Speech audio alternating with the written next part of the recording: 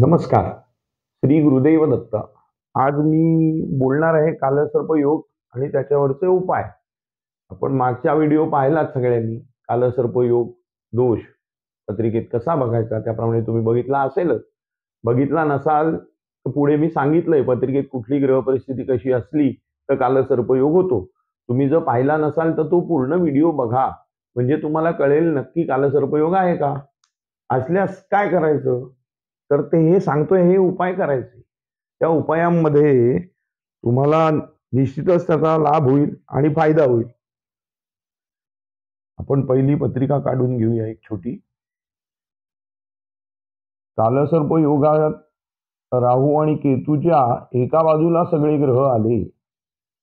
9च्या 9 5 घरात येणार आणि पत्रिकेतली 5 घरं रिकामी राहणार राहू केतू पासून.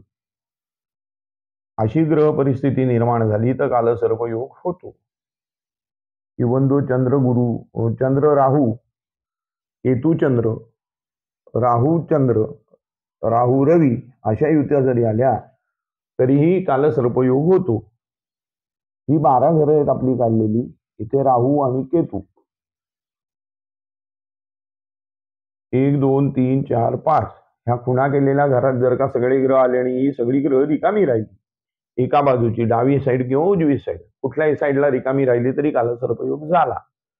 आता कालसर्पयोग किती होतात तर 12 प्रकारचे होतात. मागच्या वेळेला मी सांगितलंय कुठले कुठले होतात. अनंत वासुकी शेष पद्मनाभ कंबल त्याच्यानंतर पद्म महापद्म कर्कोटक अश्वतर धृतराष्ट्र शंखपाल आणि कालिया तक्षक आणि कपिल असे 12 योग होतात.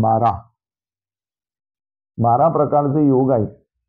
म्हणजे कुठल्या घरातनं राहू पहिल्या घरात राहू असेल तर कुठला होतो, दुसऱ्या गृहात राहू असेल तर कुठला होतो. तर पहिला अनंत, मग वासुकी, मग शेष, मग पद्म, महापद्म असे ते होत जातात सगळे.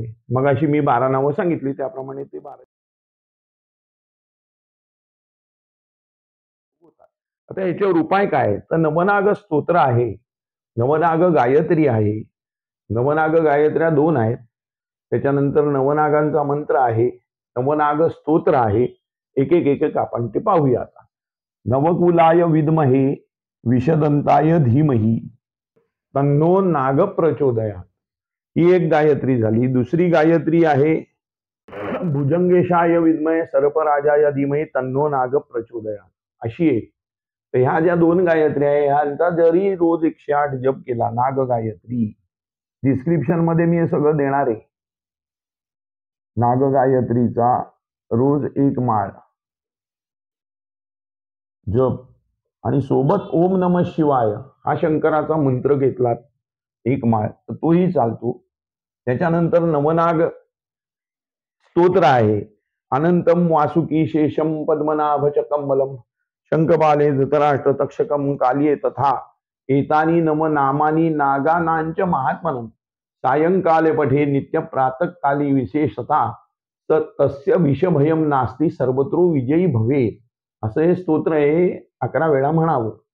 किंवा नागाचे आणखीन पुराणोक्त मंत्र आहेत ते जरी सर्पाचे ते जरी म्हटले तरीही चालतात. अनंतो वासुकिश्चव कालयो मणभद्रिका शंखश शंखपालश्च कर्कोटक धनंजय धृतराष्ट्रश्चे सर्वादेभ्यो नित्यं नमो नमः हा जप केला तरीही चालतो.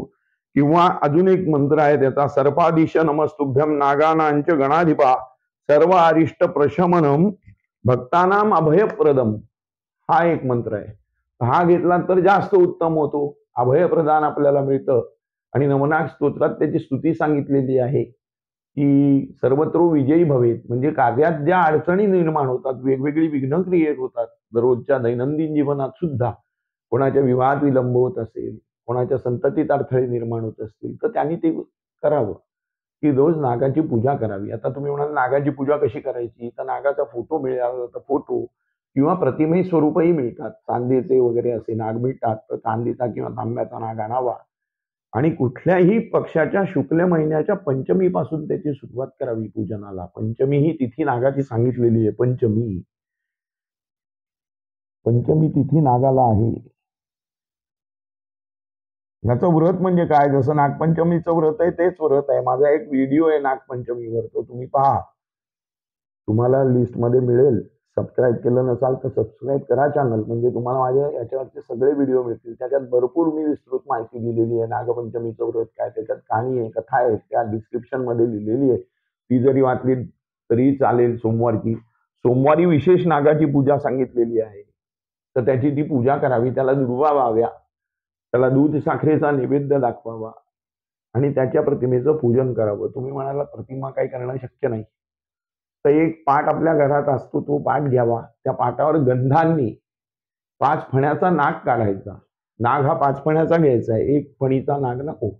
5 फण्याचा नाग घेऊन त्याची पूजा करायची किंवा 5 फण्याचा नाग काढायचा, त्याची मनोभावे पूजा करायची. जशी देवाची आपण पूजा करतो तशी त्याला वस्त्र अर्पण करावं, विडा नारळ ठेवावा, आपण दूध साखरेचा नैवेद्य त्याला अर्पण करावा, त्याची कथा वाचावी.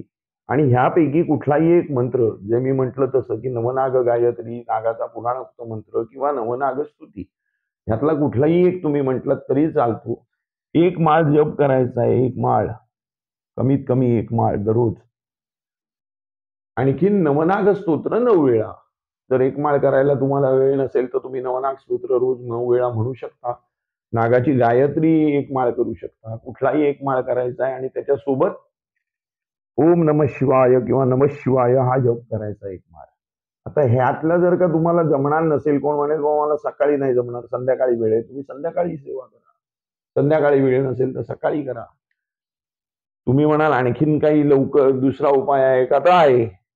श्रावणमय जी शुक्ल पंचमी आपली आहे, ते प्रत्येक महिन्याची शुक्ल पंचमी, शुद्ध पंचमी, त्या दिवशी मंदिरात जायचं, शिव मंदिरात जायचं. तिथे 1 नारळ, 1 विडा, 1 पांढरं वस्त्र, बेलाची पानं, असं शंकराला व्हायचंय. तिथे नाग असतो, त्याची पूजा करायची. दूध पाणी घेऊन जायचंय, दूध पाण्याचा अभिषेक करायचा. दूध पाणी शंकराच्या पिंडीला आणि शंकराजवळ तिथे नाग असतो, त्या नागावर पण अभिषेक करायचा आहे, त्याची पूजा करायची. त्याच्या समोर हे ठेवायचंय सगळं.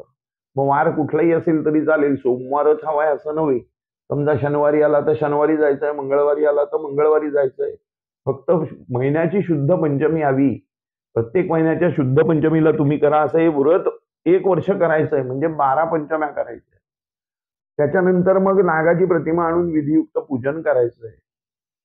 ह्या सगळ्याची 1,00,000 जपसंख्या सांगितलेली. या दोन्ही गायत्री मंत्र घ्या किंवा सर्पादिश नमस्तुभ्यम नागानांच्या गणाधिप सर्वाधी इष्ट प्रशमन भक्तानाम अभयप्रद, हा जो मंत्र मागाशी मी म्हटला, त्याचा तुम्ही 1,00,000 जप करा. गुरुजींना बोलवा, तद्दशांश हवन ते करून तुम्हाला देतील. किंवा तुमच्या ओळखीचे गुरुजी असतील तर एक तुम्ही नागाची प्रतिमा विकत आणा, गुरुजींना सांगा हा नाग मला सिद्ध करून द्या. गुरुजी घरी येऊन पूजा अभिषेक करून देतील. हवं तर एखाद्या पंचमीला गुरुजींना बोलवा, त्यांच्याकडून कशी पूजा करायची ते पाहून घ्या. त्याप्रमाणे तुम्ही वर्षभर पूजा करा. आणि वर्षभर अशी पूजा केल्यानंतर 1 नागप्रतिमा गुरुजींना दान करा. पूजा करून घेऊन पीठासह दान करा आणि तुमच्या पूजेतला नाग तसाच ठेवा. दररोज त्याला पांढरं फूल घालत चला आणि 108 वेळा नागाचा मंत्र म्हणून कालसर्पयोगावर मात देणारा हा उपाय आहे. त्याच्यानंतर आणखीन मुळा जो असतो आपला खायचा मुळा, भाजी मुळा, तर ते मुळ्यांचं दान करायला सांगितलंय, तर तुम्ही दान करा. एखादा गरजू माणूस असेल, जो भुकेला असेल, त्याला तुम्ही अन्नदान करा. त्याच्यानंतर आणखीन ह्याच्यावरती उपाय म्हणून तुम्ही विचारला तर रत्नांपैकी काही उपाय आहे का, काही तोडगा आहे का, तर आहे. नागाची अंगठी तुम्ही परिधान करू शकता. राहूचं गोमेद नावाचं रत्न येतं, ते वापरलं असताही त्रास कमी होतो. फक्त पत्रिकेत तुमच्या राहूची परिस्थिती कशी आहे ती आधी अभ्यासावी लागेल. त्यामुळे एखाद्या जाणकार ज्योतिषाचा सल्ला त्याच्यात घ्या आणि तुम्ही करा. अनंतो वासुदेव कालयो मनभद्रिका शंखश्च शंखमारश्च कर्कोटक धनंजय धृतराष्ट्रचे मातेभ्यो नित्यान नमो नमा, अशी प्रार्थना करून हा व्हिडिओ संपवतो. या उपायांनी तुम्हा सर्वांचं आयुष्य हे सुख समृद्ध आणि सुफल हो. हा व्हिडिओ तुम्हाला कसा वाटला तो कळवा मला. कमेंट करा, लाईक करा, शेअर करा आणि चॅनल सबस्क्राईब केला नसाल तर तो करा. यामध्ये जर काही तुम्हाला अडचण वाटली तर माझा संपर्कासाठी नंबर दिलेला आहे, त्याच्यावरती तुम्ही मला संपर्क करून आणखीन काही तुमच्या माहितीत वाढ हवी असेल किंवा तुम्हाला आणखीन वेगळी कसली माहिती हवी असेल तरी मला संपर्क करा. मी जरूर तुमच्या शंकांचं समाधान करीन. धन्यवाद.